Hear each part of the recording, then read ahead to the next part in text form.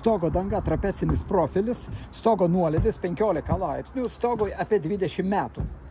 Pratekėjimas apytiksliai štai toje vietoje prasideda, palei parapetą ir tęsiasi kokie 4 metrai. Tai stogo danga sandari, varžtai kol kas sandarus, perdengimai stogo dangos lakštų išilgio. Taip pat sandarus, kadangi nuolydis yra pakankamas 15 laipsnių, vanduo neužkyla, kapiliarinis efektas. Taigi čia tos vietos sandarios, ieškosime pratekėjimo priežasties toliau.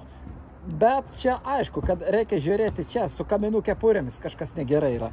Parapeto viršaus sandarinimo lankstinys šiek tiek yra per siauras, nes matosi, kad vanduo sukyla iki viršaus ir palenda po skarda, o ten prie parapeto ir ant difuzinės plėvelės ir randa kelius į patalpas ant apdailos. Perdengimą toje vietoje nebėga, nes čia daug užkelta ir varžtų žemai neprisukta. Tas yra gerai. Normaliai varžtai susukti aukštai.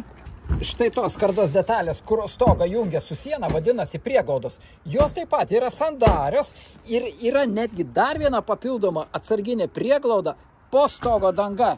Ties ta vieta, štai prie parapeto.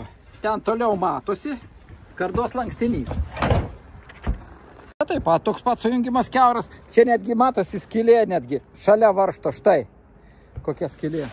Toje vietoje prie kamino, kur jungiasi, čia greičiausiai yra užlenkta, bet kampas įkirptas ir ne veltui čia sandarinta.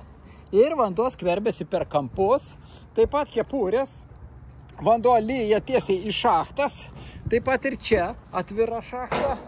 Štai čia tas pats kampai įkirpti. Čia irgi borteliai tokie maži. Per šitos kampus susikaupė vanduo.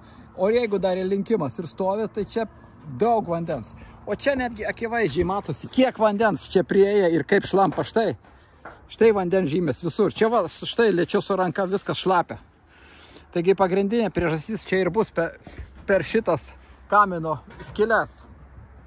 Čia greičiausiai taip pat yra užkelta skarda, bet blogiausia, kad jinai įkirpta štai čia. Jinai turėjo būti užlenkta štai taip ir vanduo nubėgti čia, nulašėti. O dabar įkirpo ir dar sumštepė su hermetiku, o hermetikas atlimpa ir vanduo randa plyšius, pro kur skverbtis. Toliau kaminai. Kaminų kepurės tas pats. Čia netgi dabar vanduo stovi. Čia štai su hermetiku užtepliota. Hermetikas trumpalaikis. Čia taip pat hermetikas. Taigi čia irgi tas pats, visur kampai kirpti. Čia netgi skylės visur štai. Tai vietoje kaip ir nelabai bėga, daugiau ten bėga, bet čia taip pat viskas kiaura. Jeigu ir nesimato, kur bėga, tai pasimatys vėliau. Štai perdengimas. Perdengimas toje vietoje šiek tiek trumpokas ir matosi, kad vanduo pakyla net iki varžtų ir net aukščiau skardos lakšto. Taigi ir bėga ant grebėsto, o ten jau sunkėsi per šitų vadinamų makaronų liaudiškai, per vinis ir į patalpas. Pūdo konstrukcijas medinės. Čia kamino kepurė taip pat, štai kiek skylių. Tai bėga ne tik per čia, per šitos visus kampus ir tiesioginis lietus, dar ir per tas skylės, kur nedasukti varžtai. Taip pat čia vien skylės, štai vieni tarpai ir čia visur vien tarpai. Čia netgi varžtas betarpinis. Čia tas pats varžtai sukti, nedasukti. Čia matosi, kad vanduo stovi ir jis eina į šachtas. Žemiau taip pat kampai įkirpti, bet čia viršus, todėl čia pratekėjimo nebūna, bet štai čia laisvai matosi tepliuota su hermetiku, bet štai kokie tarpai. Ir štai čia taip pat tarpai ir čia visur va atkibę. Čia netgi va štai tokia skylė. Tai kur nebėgs, jeigu tokie nesandarumai per visą parapetą. Dabar apsauginė tvorelė čia susukta su vienu varžtu, tarpinės iš viršaus nėra, po apačia greičiausiai patepta hermetiku, bet čia aišku, kad nesandaru, štai kaip juda viskas. Garantuotai čia taip pat skverbėsi į medieną, po danga į medieną ir pūdo medinės konstrukcijas. Dabar toj pačioj pusė, kur žiūrėjau, vėl ką matau, štai prieglauda kokia, Šitas kampas taip pat įtartinas greičiausiai nebus. Jeigu ten pridirbta, greičiausiai ir čia bus pridirbta.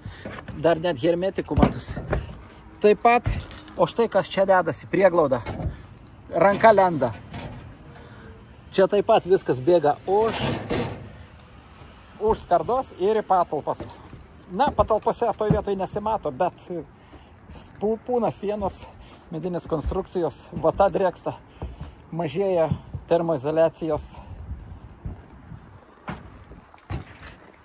Dabar geriau apžiūrėjus visus stogo varžtus, matosi, kad jie taip pat pasidėvėja. Šiaip būtų gerai juos pakeisti. Štai matosi guminės tarpinės kokios. Štai ten mačiau, štai kokia guminė tarpinė. Kaip jinai jau ištriškosi ir plišinėja. Kol kas dar tie varžtai sandaroki, sakyčiau. Bet jeigu darant remontą, rekomenduočiau taip pat tuos varžtus visus perėti ir pakeisti į naujus. Štai.